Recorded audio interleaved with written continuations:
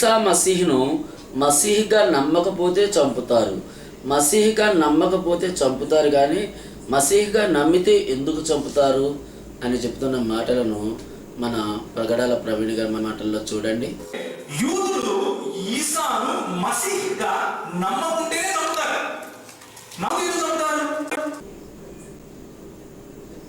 అయితే ఈయన ప్రశ్నకి అసలు తలాతోక ఉందా? ఈసాను మసీహ్గా నమ్మితేనే చంపుతారు. ఇప్పుడు ప్రవక్త సల్లల్లాహు గారు మక్కాలో ఆయన జాతి కురైష్ ప్రజల్లోనే వచ్చారు.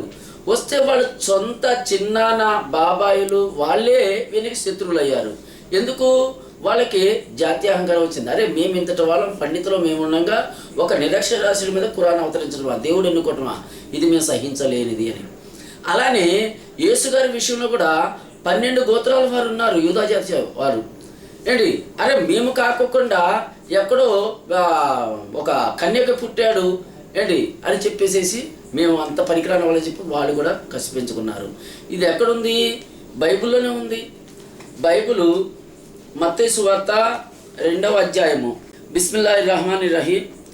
రాజైన హేరోదు దినములందు యూదా దేశపు బేత్లెహేములో యేసు పుట్టిన పిమ్మట ఇదిగో తూర్పు దేశపు జానులు యెరూషలేమునకు వచ్చి యూదుల రాజుగా పుట్టినవాడు ఎక్కడున్నాడు, తూర్పు దిక్కున మేము ఆయన నక్షత్రము చూచి ఆయన పూజింపవచ్చితమని చెప్పిరి.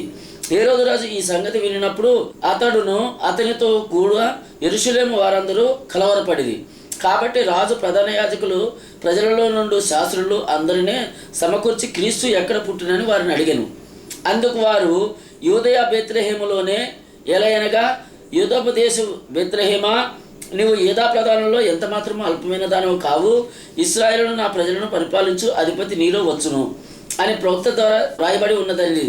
అంతలో హేరోదు ఆ జ్ఞానులను రహస్యముగా పిలిపించి ఆ నక్షత్రము కనబడిన కాలం వారి చేత పరిష్కారముగా తెలుసుకుని, మీరు వెళ్ళి ఆ శిశువు విషయమై జాగ్రత్తగా విచారించి తెలుసుకొనగానే నేను వచ్చి ఆయనను పూజించినట్లు నాకు వర్తమానం తిండని చెప్పి వారిని బేత్లెహేము పంపెను. రాజు మాట విని వారు బయలుదేరి పోవచ్చుండగా ఇదిగో తూర్పు దేశం వారు చూచిన నక్షత్రము ఆ శిశువు ఉండిన చోటు మీదుగా వచ్చి నిలుచు వరకును వారికి ముందుగా నడిచెను.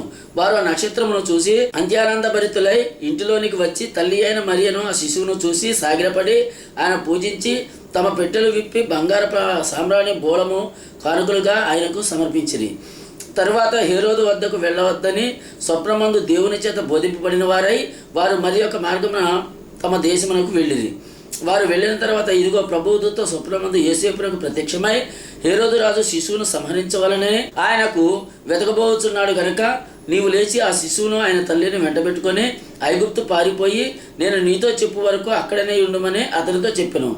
అప్పుడు అతను లేచి రాత్రి వేళ శిశువును తల్లిని తోడుకొని ఐగుప్తు వెళ్ళి ఐగుప్తు నుండి నా కుమారుని పిలిచిని అని ప్రవక్త ద్వారా ప్రభు సెలవిచ్చిన మాట నెరవేర్చబడినట్లు హేరోదు మరణం వరకు అక్కడ ఉండెను.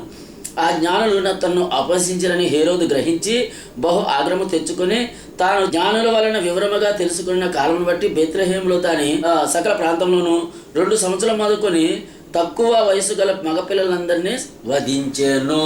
ఇక్కడ మరి యేసు క్రీస్తు పుడతాడని తెలుసుకుని హేరోదు రాజు ఆయన చంపడానికి ఎందుకు వెళ్ళాడండి? క్రీస్తు అని తెలుసు కదా, దేవుడు పంపించాడని తెలుసు కదా, మరి ఎందుకు చంపడానికి? క్రీస్తు పుట్టే కాలం తెలుసుకొని ఈ మాత్రం జ్ఞానం కూడా లేదా ప్రవీణయ్య? ఆ మాత్రం జ్ఞానం లేకుండా ఆయన యేసు పుట్టుక వరమా శాపమా? అయ్యా ప్రవీణయ్య మీరు చెప్పాలయ్యా. ఎందుకంటే ఒకవేళ వరమైతే పాపం ఎందుకు పనికిరాని పసికందులు అపశుభం తెలియని పట్టుకొని అంతమందిని వధించేసి ఆయన పుట్టుక శాపమైందా వరమైందా? పసిపిల్లలను చంపుతాడా దేవుడు కదా వచ్చేది? అంతమంది పసిపిల్లలను చంపుకుని రావటమా? అపశుభం తెలియని వాడు. ఈ మాటలు మళ్ళా ఎందులో ఉన్నాయండి? వాస్తవంగా యేసు గారు అలా పుట్టినప్పుడు చంపుండ్రు. ఈ పండితులు ఇలా రాసి ఉంటారండి, మన ప్రవీణ్ లాంటి గారు పండితులు ఇలా. లేదంటే యేసు గారు పుట్టినప్పుడు ఎక్కడ పసిపిల్లని బలి తీసుకొచ్చుకొని పుడతాడా? యేసు పుట్టుక శాపం అవుతుందా? ఆ వరం అవుతుంది. కానీ కనుక అయ్యా ప్రవీణయ్య దీనికి మీరు సమాధానం చెప్పాలని మేము ఆశిస్తున్నాం.